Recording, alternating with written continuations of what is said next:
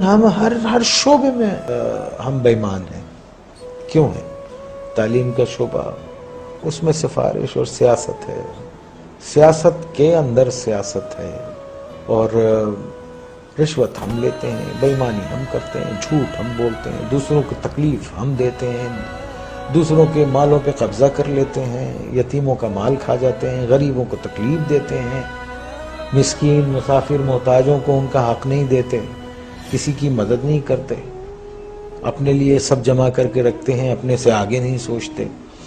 تو آپ یہ دیکھیے ایسے معاشرے جو ہیں وہ اگر آپ اتنے برے ہو رہے ہیں جس طرح سے نظر آ رہا ہے آپ کو، تو اگر آپ قرآن شریف پڑھیں تو اس میں جو قومیں اللہ تعالیٰ کی احکامات کو نہیں مانتی اور جو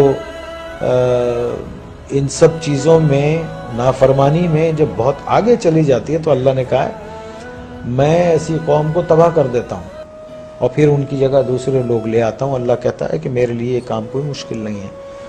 تو جو لکھ پتی ہے وہ کروڑ پتی ہونا چاہتا ہے، جو کروڑ پتی ہے وہ اربوں پتی ہونا چاہتا ہے، جو اربوں پتی ہے وہ اس سے زیادہ پیسے والا ہونا. ایک آدمی جس کی تنخواہ 12,000 روپے مہینہ ہے، اس کے گھر کے اخراجات 80,000 روپے کے ہیں.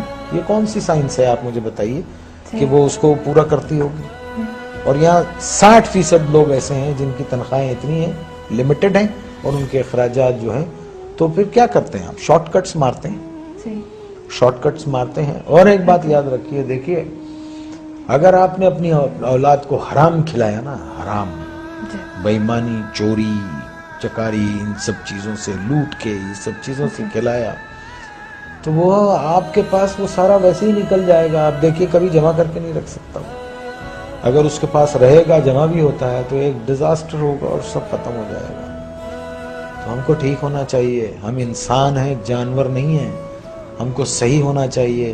ہم کو اس لیے دنیا میں نہیں بھیجا ہے کہ ہم دوسرے کے حقوق ماریں، چھین لیں لوگوں کو. 1200 روپے 800 روپے کے ایک موبائل کے لیے ایک جان لے لیتے ہیں ہم.